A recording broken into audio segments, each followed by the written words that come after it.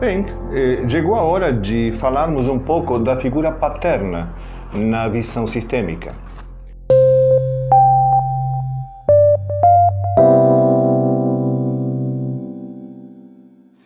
Ao falarmos do pai, falamos do masculino, de um dos lados da dualidade primordial, o aspecto yang da união homem e mulher. Falamos de uma das duas partes responsáveis pelo equilíbrio na base de todos os relacionamentos. Falamos de uma das duas partes responsáveis pela geração e continuidade da vida.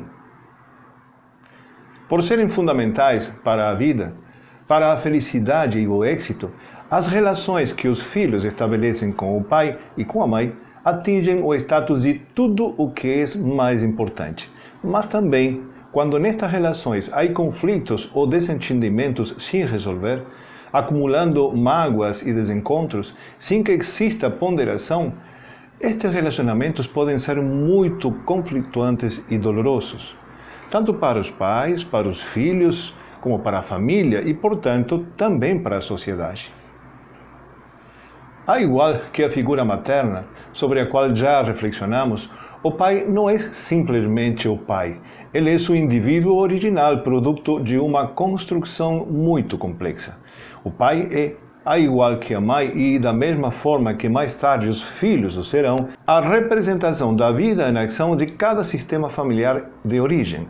São, primeiramente, o resultado da elaboração da experiência de viver de cada linhagem e depois da sua própria experiência de viver, de cada influência genética, de cada marca epigenética, de cada escolha central e das necessidades específicas da alma familiar da qual ele faz parte.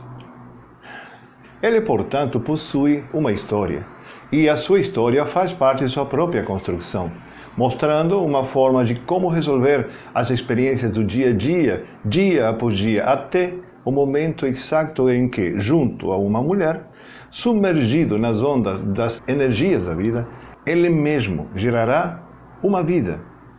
E aí, tudo muda. Cada nascimento é uma explosão de luz, o surgimento de um campo de probabilidades, a possibilidade latente de expansão, de evolução, de experiências e muito mais. E na origem, sempre está o pai e a mãe, cada um com um manual de instruções e uma lista de tarefas para entregar a essa nova vida. O pai, al igual que a mãe, são uma ponte e uma fonte tão poderosa para os filhos no que refere à vida que nem uns nem os outros percebem suas próprias naturezas na medida em que a vida está acontecendo. Só na percepção profunda do expandir da consciência, isso poderá acontecer. Até esse momento, progenitores viajam como passageiros descuidados da vida e acreditando que de alguma forma estão ou deveriam estar no comando. Mas ao perceber, ao superar os limites do evidente e começar a gatinhar numa consciência superior, a rede de relacionamentos e suas influências, sua história e suas escolhas, aquilo que são as suas circunstâncias, começam a fazer sentido. Por esse caminho, também podemos concluir que as relações que os pais estabelecem desde um primeiro momento com os filhos não são totalmente inéditas. Se trata, em realidade, de relações velhas.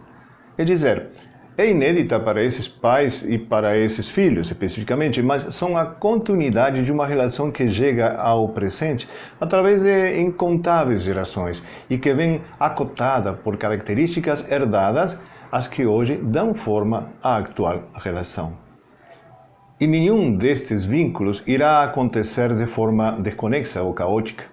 Não será independente das características pessoais dos participantes desta relação, mas sim numa constante e atualizada interação entre heranças, crenças, lealdades e tantas outras influências não materiais que estão presentes no sistema familiar e nas consciências pessoais do pai e dos filhos. Na visão geral, a figura paterna cumpre um papel que muitas vezes podemos pensar que é substituível, pois na prática nos encontramos com muitos casos em que o pai sai do seu papel e das suas responsabilidades.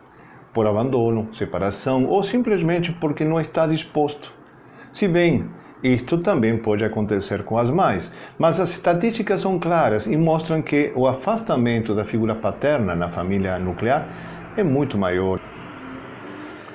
Uma vez que nos dispomos a falar da figura paterna na visão sistêmica, estaremos falando de aquilo que se espera seja essa figura paterna em relação à sua esposa, em relação aos seus filhos. E isso é fácil. Mas a descrição utópica de um pai não teria sentido na filosofia sistêmica, pois serviria só para comparações que sabemos nos afastam das soluções que o sistema necessita. No entanto, essa falha paterna que muitas vezes consideramos que é de caráter, faz parte do dia a dia do sistêmico familiar, pois esse pai chega à nova família carregado de informações erradas, de crenças e sentimentos arcaicos e sem ter podido ocupar harmonicamente seu contexto, seu lugar e sem ter aprendido, à sua hora, a interagir de forma efetiva e salutar com as pessoas do seu convívio. Ao analisar o papel sistêmico da mãe, vimos que o primeiro problema que enfrentávamos era a romantização da figura materna, sua idealização. Bem, isso era com a mãe. Agora, quando observamos o pai, vamos a achar como um problema a resolver aquela falha da qual falávamos antes. Esta falha é altamente traumatizante e que impede a percepção do pai tal qual ele é. Realmente, junto a uma idealização arquetípica do que deveria ser o pai, do que esperamos que o pai seja, gera nos filhos e nas famílias julgamentos que o excluem.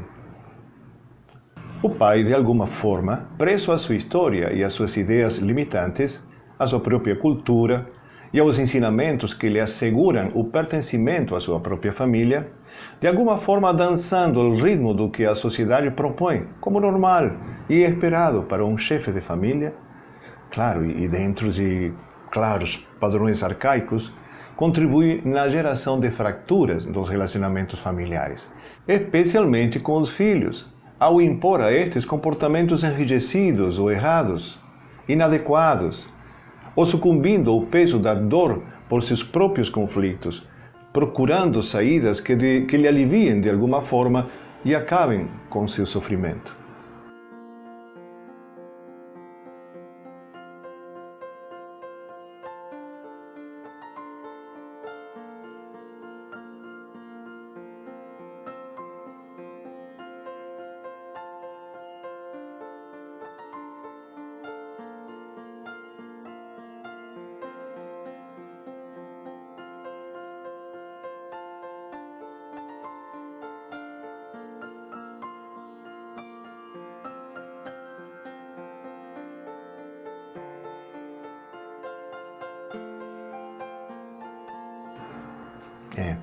O pai, dentro dos conceitos aceitos como intrínsecos pela sua própria consciência pessoal e, sem dúvidas, não suficientemente revisados, assim como os filhos, na necessidade de conciliar seu próprio pertencimento através de sua própria consciência pessoal, entram muito comumente em conflitos que provocam mágoas, feridas e traumas que literalmente conseguem atravessar gerações, colocando as famílias em um looping de repetição de lealdades.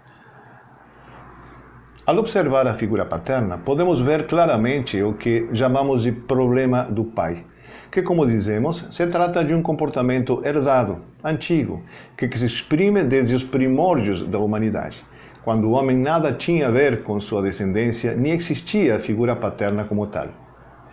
Esse comportamento antigo evolui lentamente através de centenas de milhares de anos e chega ao patriarcado e se transforma mais tarde ainda, que muito devagar, na figura paterna atual, com uma pesadíssima herança de machismo e irracionalidade que surge das mesmas funções que inicialmente lhe foram atribuídas pela tribo ou o clã de outrora. Entenda que não estamos procurando desculpas para as falhas dos pais. Cada um de nós é responsável pelos seus atos e pelas consequências dos seus atos. E então, em algum momento, deveria haver uma aceitação, um arrependimento e algum tipo de reparação.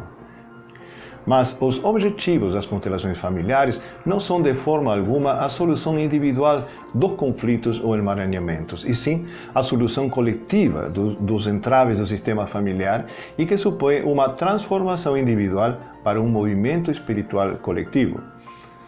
No próximo vídeo, vamos a conversar um pouco desse problema do pai, da sua evolução e da sua afirmação pelas expectativas criadas nos papéis que o homem exerceu ao longo da história, para depois sim entrar de cheio na reflexão do papel sistêmico do pai.